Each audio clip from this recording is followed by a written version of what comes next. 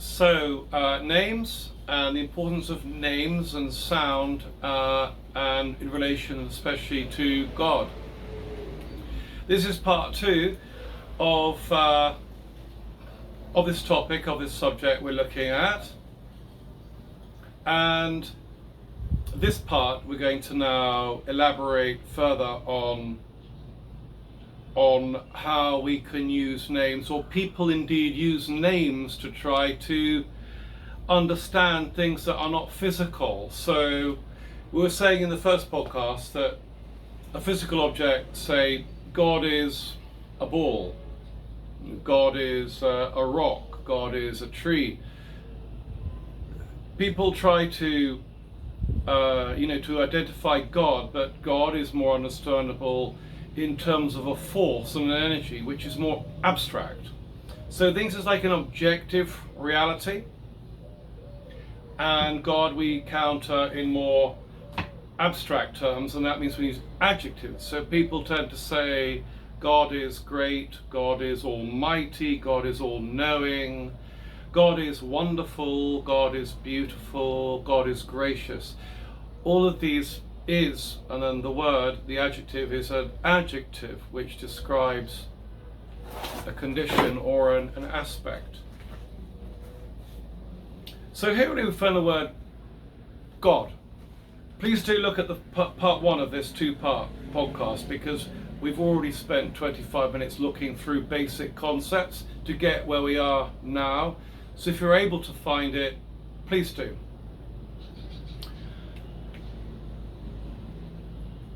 We are now, let's go on to briefly Islam and names of Muhammad. Okay, so Muhammad wasn't originally his original name. It was a name given to him. And Muhammad is described as Muhammad the kind. You know, he's given the kind, the wise, the all-knowing, the true messenger. Given the great. But Muhammad the kind, well, he did authorize the slaughter of beheaded 600 Jews when he came to power. A group that lived in Arabia, where Muhammad had moved, a place called Medina, there was a tribe called the Banu Qurayza. The Banu Qurayza, Banu Qurayza. And after Muhammad and his followers had plundered and robbed from caravans going up from Mecca to the north to trade up in the Levant, places like Egypt and Sumeria and Iraq and Iran, traveling up the caravans of the camels. After they'd attacked and pillaged those, they needed to increase their presence, so the people that own the property that resented their caravans. Caravan is a collection of camels or animals that carry goods across the desert or up on these old trading routes. They then attacked Muhammad, and Muhammad attacked them. And there was a Jewish tribe living there near Medina, where Muhammad moved, a few hundred miles from Mecca. And they didn't want to fight for him, but they wouldn't fight for the enemy either. Muhammad approved the beheading of 600 Jewish people from the Banu Qurayza tribe. And he took all of the women, all of their goods, all of their property. They took it. They said to the women, you can either marry into us, or sell you as slaves. And all the men that had reached puberty were all beheaded. They kept the children, the women, they divided them up and then sold them to slavery. So when we talk about Muhammad the kind, Muhammad the glorious. Well, I'm sure the people, the Jewish tribe and descendants of the other two tribes that lived there at this time would not be calling him Muhammad the kind. Again, it's a difficult point, but when the Hebrews left Egypt, where they were supposed to be in captivity, but in fact they were working there and thrived, and that's why they became so populous and have so many people there, because the Jews are extremely intelligent people and they're a great people. They always cut off their own nose to spite their own face. They always have to go too far in something. It's the history of the Jewish nation. I'll do a podcast on that.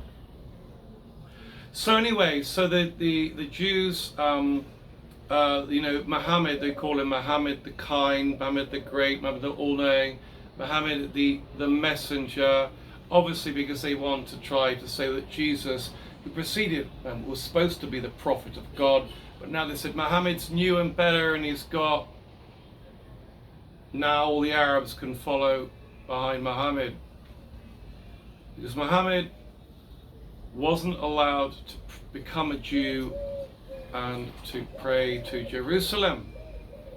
So in Mecca he learnt about Jewish culture and the names of all the Moses and Noah and Elijah and all of that, and he learnt all of this. And the Jews said, you can't be a Jew because you're not Jewish. So then he had his revelations and he developed Islam, which is basically a carbon copy of Hebrew faith with adjustments that he made, such as, the holy place was Mecca, not Jerusalem, and that Jesus was a great prophet, but he was delivering a new message. So the Arabs were all able to follow the Jewish faith by following Muhammad, and they're all able to have access to Allah, which is the same word as El, or as in Israel, and Allah is the same. So it could be Israela, but it's just a difference in pronunciation between the two languages. Let's get back onto this. So every major religion has a God, divine being, and they will have lists of names to ascribe to try to understand, identify the God. So we have in Vishnu, in the Hindu faith, or Shiva in the Shivist faith, or the Trimurti faith of all of them, Brahma. They all have these words to name, to identify their God. So they're given these adjectives, usually. For example, the God of the Bible, El, was it called originally? Basically, the core words of that are El Olam, which means the everlasting, eternal. El Shaddai, the all powerful, all creative, and Elion, which is almost like everlasting, but it means infinite. So these are great, powerful words. So he's commonly known as El, right? As in the other podcasts are talking about Michael, Joel, Ishmael, Ezekiel, Raphael, Suriel, Japhiel. Anything with El, any word with El in it is a Hebrew word which is relating to God. It identifies God. So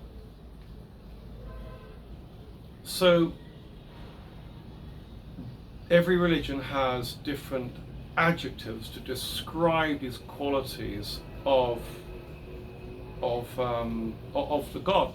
And below the level of gods and God, you know, you have great kings or people that have done great things. They're called the great. Great is a kind of a descriptive noun. Is great. So we got Alexander the Great. The Great describes Alexander. So it's the Great, it's a prescriptive nominative. It describes Alexander as his greatness. You have Ivan the Terrible. You know, these are appellations, and if you go to the Vikings, you know, in Europe, you have all these funny, you know, Ethelbert Redfork, or you have, you know, the Danish kings going Bluetooth, he was called, come on, Igor Bluetooth or something. Where the word Bluetooth comes from, he had a mist-coloured tooth which looked very blue. It was called Bluetooth. The origin of the word Bluetooth. Why Bluetooth? So then the Native American Indians in India, they would have things like Sitting Bull, you know, so his name becomes identified with the adjective. He is like a sitting bull, or running river, or you have other Sioux, Comanche, Apache names and chief. They're all, they're called, names after mountains, fire, water, animals. Horsefoot was called because he's quick, probably. So names were given in the Apache, Comanche, USA Indians were given a name to describe qualities that they were. And in English we find some of our names we've inherited have connections with Hebrew words which describe qualities of God. And in Islamic faith, Ahmed and Muhammad and Abdullah, all these words are adjectives to describe good qualities and things. Names are also used. Some of our names come from places where we lived. In England, most of the second name in a name is because of where the original family or group or tribe of people were living in an area, or a trade that they did. So Margaret Thatcher. Thatcher is the person that used to make the old roofs made out of corn straw. Or you have Cartwright, Richard Cartwright. So the surnames in a lot of our names came from a profession, the job that someone used to do. They call it their trade. So Cartwright was someone that made wheels. Ironside, another word. A lot of these names come from the trades they were doing, given at the time of the Magna Carta. But the first names of people are often projected as something synonymous or ominous to do with good qualities. Because you won't say, be careful of my language, but you won't say Ivan the Terrible or Suleiman the Magnificent, the guy that fought the European Crusades, Crusaders in the Levant, i.e. Palestine, what we have currently, Israel, Palestine and Lebanon, called Suleiman the Magnificent, because he was a great warrior, a great leader. Names. So names often have an underlying meaning into them, and people are often interested in giving their children, their babies, a name with a meaning, especially in cultures like the Hindu culture in India, and I'm sure many other countries. They give, or in Hawaiian culture or Maori culture, whatever, a child is given a name, that is a good quality. And these qualities are often try to identify the being that they would like him to be or who they are.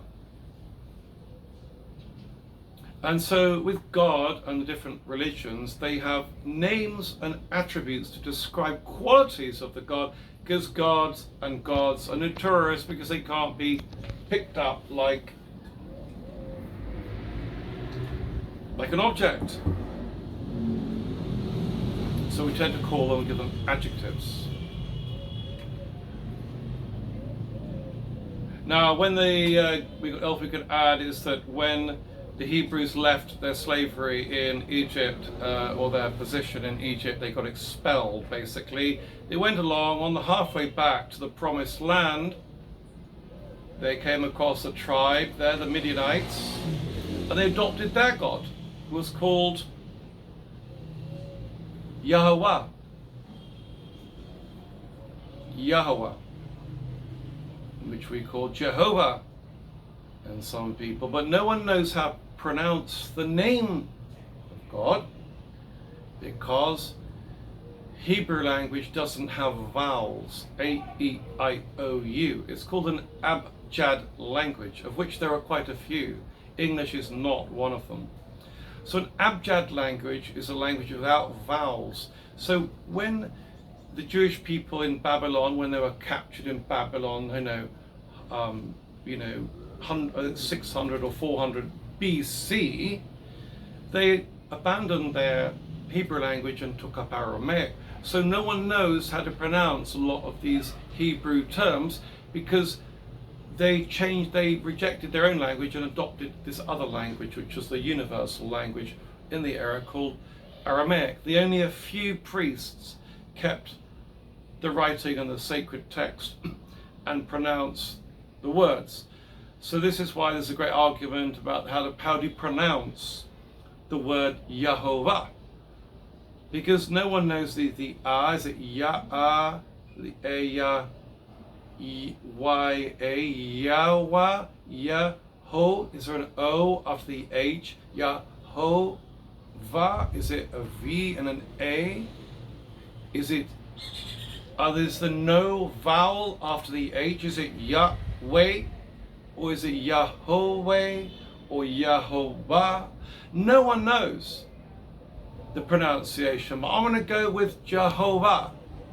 I'm going to go Yahweh or another.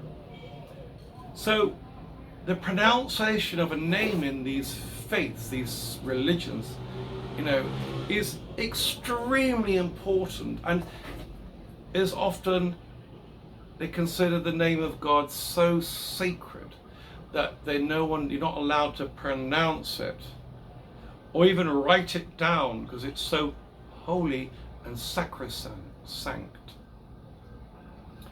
So there are some people that argue that you shouldn't say Yahweh, Yehovah.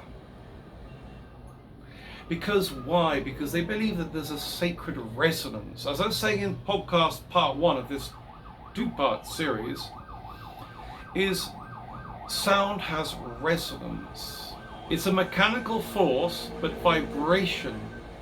And as you know, there are vibrational fields all around and within you, permeating throughout your body and all of the universe around. Okay? We've explained in podcast 1 that to send a message with a mobile phone, thought I had my mobile phone here, another one, bear with me. By the speed the police car's travelling, I expect it to be out of sound shot quite quickly. I hope the thief he's got a fast car, so he'll take the police cars far away. And he won't come back. So the sounds is sacred. They call them sacred sounds. And this sacred sounds, so the name is so secret that you're not supposed to pronounce it, because the universe has resonance and vibrations. For example, light between me and you, between where you are now and the objects around you. There is light. Light is broken, is a combination of 7 different frequencies. Red, orange, green, red, orange, yellow, green, blue, indigo, violet.